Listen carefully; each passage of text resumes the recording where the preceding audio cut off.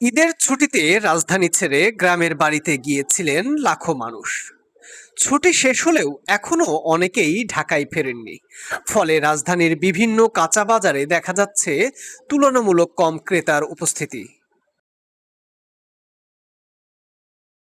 সবজি বাজারে সরবরাহ স্বাভাবিক থাকলেও ক্রেতা কম হওয়ায় বিক্রিতে ভাটা পড়েছে বলে জানিয়েছেন ব্যবসায়ীরা। আমরা আজকে দোকান খোলাইছি তো বেচা কেনা এত একটা ভালো নয়। দোকান মাত্র গুছাইতেছে, সাজাইতেছে, মাল টাল ভরতেছে।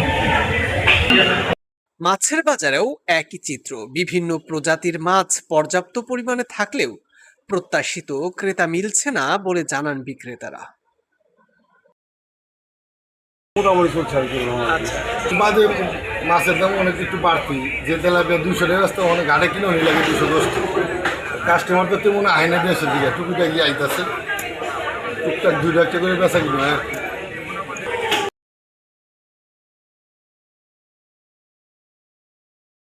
দাম তো বেশি, এই কারণে বেচাকেনি একটু কম। আমার মানুষ আসে না, এই কারণে একটু কমই বেচা। মুরগি ও মাংসের বাজারেও দেখা যাচ্ছে একই অবস্থা।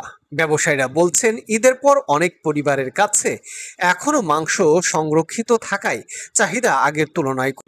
এই যে অনেকে ছুটিতে গ্রামের বাড়িতে গেছে, এখনও তারা ফেরেনি। অফিস আদালত করলে, গার্মেন্টস করলে আশা করতেছি যে তারা অতি শীঘ্রই অতি শীঘ্রই ফিরলে পরে আমাদেরও বেচাকেনা ভালো হবে আর কি। তারা কাজে নিজে যার যার কর্মসংস্থানে যোগদান করলে আমাদেরও কর্মসংস্থান কী বলি, আমাদের বেচাকেনা ভালো হবে। এই খুব বেশি বেচা কিনা হচ্ছে না।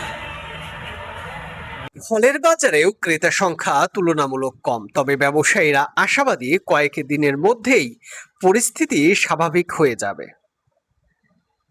পরে মোটামুটি বেচা কিনি ভালো আছে, কিন্তু এখনো তো দেশের বাইরে মানুষ চলে গেছে, এখন তো আসে না।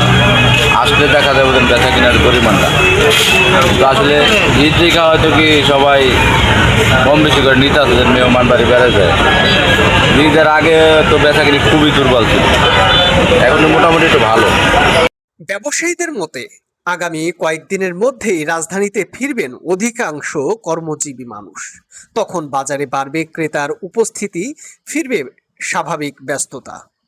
ঈদ পরবর্তী এই সাময়িক স্থবিরতা কাটিয়ে রাজধানীর বাজারগুলো আবারও ফিরে পাবে তাদের চিরচেনা রূপ, এমনটাই প্রত্যাশা ব্যবসায়ী ও ক্রেতাদের।